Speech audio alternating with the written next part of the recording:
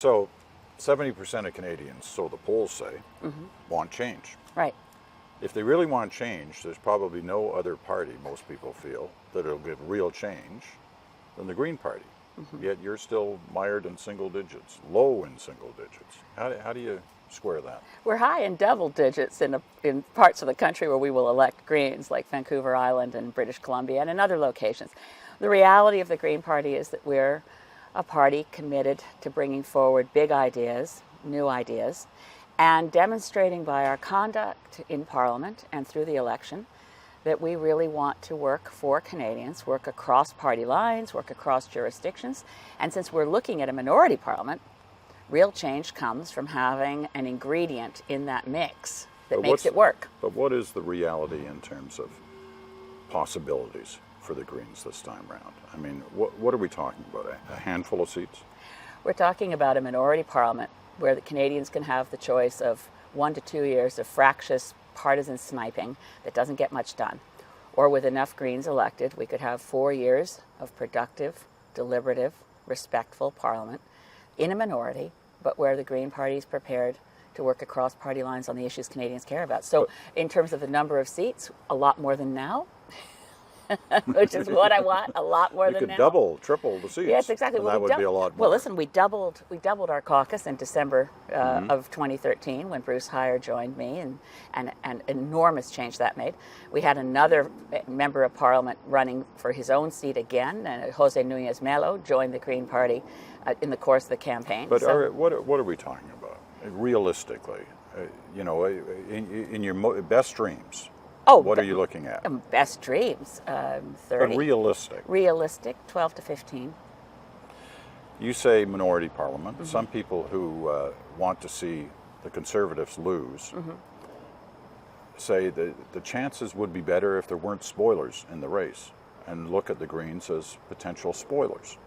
Not in those seats that you might win, but in seats where you're not going to win, but you are going to take votes away from either the NDP or the Liberals. Are you a spoiler? No, I think people need to actually look at history. You say potential, but if you look at 2008, the year when we did our best results, we were about 1 million votes across Canada.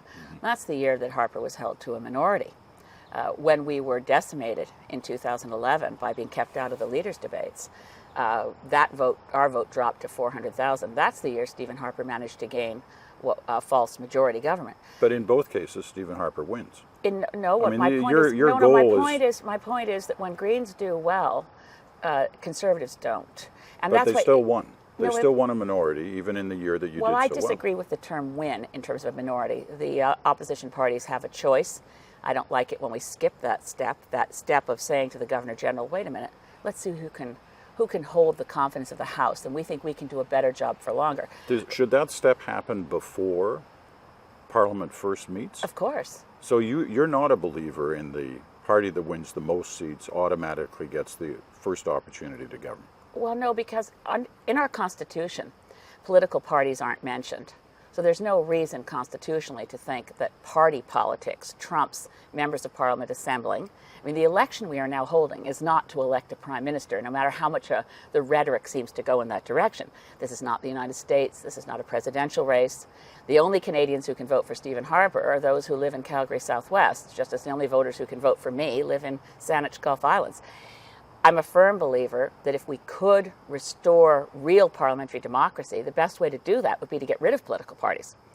Now, it's not going to happen. So it's the overlay of the power of well-organized political parties that makes it appear that the party that has the most seats has somehow won an election. But our constitutional reality is still that members of Parliament can go to the Governor General and say, wait, we need to have a party and a government that holds the confidence of the House. That step is more obvious in a minority, but constitutionally it could happen in a majority parliament as well. All right, let's do some bottom line talking.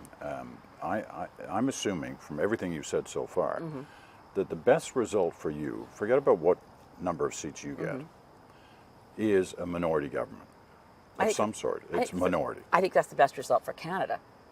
No, but it's also the best result for the Greens, because then you feel that you can play a role in determining what happens after that.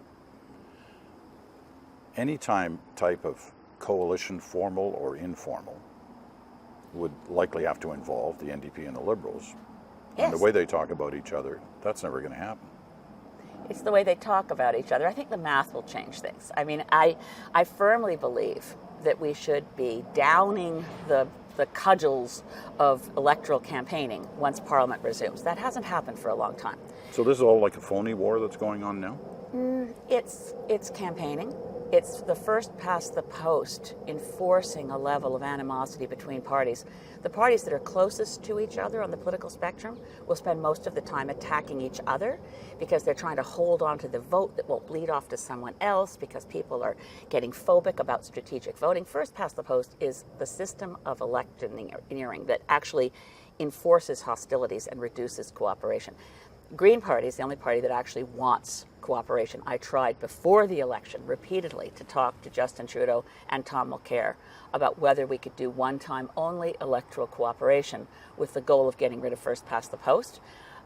Before an election is not when they want to talk. Depending on the math and the seat counts after the election, I certainly will attempt to try to get them. Maybe I'll be a mediator, a matchmaker, some kind of helpful solve over their wounds to say, look, guys, can't we work together? And wouldn't it be better for Canada if we work together? Is that what you're really running for? To be that person? I'm running to I don't want to be any one person in the next Parliament. I want a group of Green MPs who will demonstrate to Canadians that it's possible to be respectful, ethical, hardworking, and actually stick to principle. But you're also saying you want to be the mediator, yes, the peacemaker, the deal maker between those who want to bring down the Conservatives. Well, the Conservative Party is unlikely to have more seats than the others at the end of the next election. Should Mr. Harper have a few more seats than the other parties, I will call the Governor-General and say we need time as opposition party leaders to discuss whether we can offer our head of state, and by the way, our head of state who's now been queen longer than any other monarch, so a little celebration. But why would he take your call, the Governor-General? Oh, what credibility? Constitutionally, he'd have to. But what credibility would you need to I'm have him take that call? Even in our system of government, the Governor-General would take my call. Any member of Parliament who wants time as a leader of a party to talk about presenting to our head of state, Her Majesty, through the Governor-General, a more durable, productive Parliament. That they're neutral, they're nonpartisan. But when they need to know if it's a durable Parliament, what work can it get done? Is it in the interests of Canada? Right. Well, when I mean credibility, I mean in the sense of what your status is. That you've won your own seat, that you have other seats, that you're regarded officially as a party within Parliament. Do you need all that? No. Actually, Peter, when I went to the election night party May 2nd, 2011, and I didn't at that point have any expectations of winning more than my own seat, I had the phone number for Rideau Hall with me so that I could put in that call that night if it was a minority Parliament, that Stephen Harper and Conservatives would not again form government with a minority simply because the NDP and the Liberals were paralyzed by their hyper-partisan dislike for each other. We need to do the people's work. That includes getting out of a recession. That includes action on the climate crisis. We can't afford to wait. And I believe that we will govern better when we govern together. So I assume you still have that phone number in your pocket. Yes, absolutely. And I'll have a lot more MPs to buttress the argument when I talk to the Governor-General. Well, let's talk about bottom line in terms of policy. So if you end up sitting down, say they all magically say, yes, Elizabeth May, we want you there with us to talk about what is possible. In terms for you of what is possible, if you're in that position, the one you want to be in, where you could be holding the balance of power. Yes. What are your bottom lines? You've outlined your program, and it's extensive, wide-ranging, and expensive. Well, we pay for it. Well, you've costed it out, and there'll be arguments about that costing. But nevertheless, it's there, from the National Pharmacare Program to free tuition to ending oil production by the middle of the century, a variety of different things. Are all those bottom line positions? No. Where I think, and it's an absolutely fair question. And I should also clarify that in this discussion that I want to have with the Liberals and the Democrats, I'm not angling to get the Green Party into their coalition. I prefer the Greens to remain an opposition party that's able to hold the government to account while in terms of what's our bottom line, it's if you do these things, we won't bring your government down. That's what we need. And I think that relationship probably existed between Lester B. Pearson and Tommy Douglas in the late 60s, and that's why we have universal public health care system. That's why we have Canada Pension Okay, Fund. well, let's get to what would be the things that they would have to do that would give you that promise to them that you wouldn't bring them down. Short list. Get rid of first past the post, bring in proportional representation, repeal Bill C-51, reduce the powers of the Prime Minister's office because they are illegitimate and unhealthy, and real climate action. Beginning the day after the election, we have to get to work to prepare for the deadline negotiations that will take place in Paris. Both Mr. Trudeau and Mr. Mulcair say they would go to Paris. Is that a step in the right direction, or is that just talk? They'll go to Paris, all right. But unless there's a lot of Greens elected, we won't make a difference when we get there. It takes a lot of work to understand what has been going on in the negotiations since Copenhagen. And the opposition parties, other than the Greens, there hasn't been a member of Parliament for the Liberals or the New Democrats attend those negotiations for so long that you have to hit the ground running. And no disrespect to either Mr. Trudeau or Mr. Mulcair, they haven't been engaged in the process of those negotiations. Unfortunately, the Conservatives have been engaged and have been slowing down and sabotaging progress in global negotiations since 2006. It's a complex negotiation. There are many moving parts. Canada needs to hit the ground on October 20th, starting with outreach to other countries, like-minded countries. We have to have a First Ministers' Conference to improve our own position when we go into the negotiations, and we have to have done a lot of groundwork.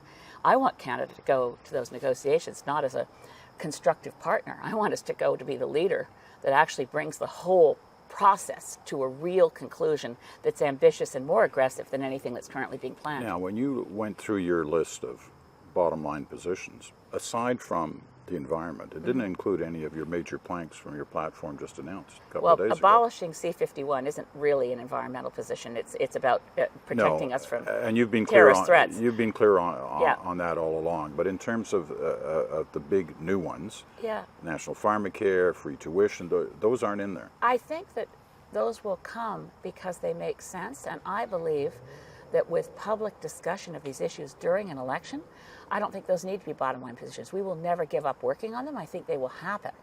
I think we can persuade the other parties in a parliament that this makes so much sense. I mean, the Canadian economy will save $11 billion by bringing in a pharmacare plan. Goodness knows, the National, you've helped educate Canadians with a panel discussion on why pharmacare makes sense for Canada. And the big question was, why aren't other parties coming out in favor of this? I think that ideas that make so much sense, where we have, relatively speaking, some common ground in terms of concern for healthcare among all the opposition party leaders, I think we can do things together without making them bottom line positions. Let me do what I did with the other leaders in terms of going through a checklist on some very current issues that the opposition parties, the Liberals and the NDP, both say that they may impact right away if they achieved office. So I ask you these questions in terms of whether you would support or what you would expect to happen if one of those parties achieved power, or if together they achieve power. So this is pretty straightforward. It's kind of a yes or no. Okay. All right. if you get what I mean. The TFSAs, the tax-free savings accounts. Leave them at 5,000. Leave them at 5, so don't take that extra step. Exactly. The universal child care benefit. Absolutely keep it.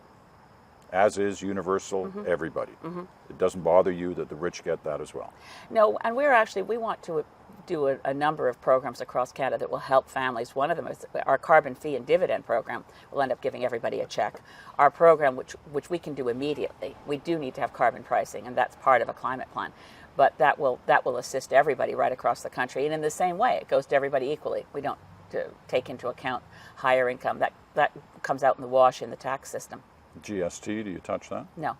We are taking 1 point of existing levels of GST to put them into municipal infrastructure on top of the gas tax. So that's about $6.4 billion a year that will go into municipal infrastructure. But we don't touch the rate of GST. Income splitting. We remove income splitting for anyone other than seniors. The pension income splitting, seniors income splitting remains. but that program is just too expensive to be able to bring in. Unless you have another source of revenue to cover it, it doesn't make sense. Small business tax rate. We believe the small business tax rate should be 9%. So a drop in that. A drop. Big corporate taxes. Big corporate taxes should return to what they were in 2009, which is 19%. Bearing in mind that in the year 2000 they were 28%, we think 19% is reasonable. It's certainly unreasonable currently at 15%. The big corporate tax rate in Canada is half that of the United States and the lowest in the industrialized world. These guys haven't turned into job creators. They've got, as Mark Carney called it, the dead money, $630 billion in corporate bank accounts. So they've taken the money that they've saved because of low taxes, and they're just hoarding it. So 19% is reasonable.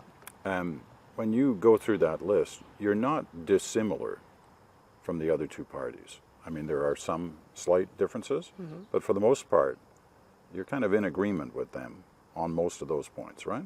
Yeah, pretty much. What does that tell you?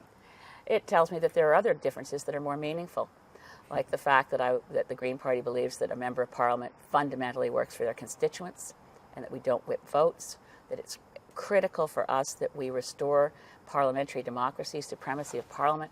We have other issues like reducing the power of the PMO that we think is critical. If we can rescue democracy from politics in this country, that's far more meaningful than whether there's a deficit here or there or the tax rate is 19 or 18%. I mean, we use a 19% large corporate tax rate to be able to say, okay, that's $7.5 billion more.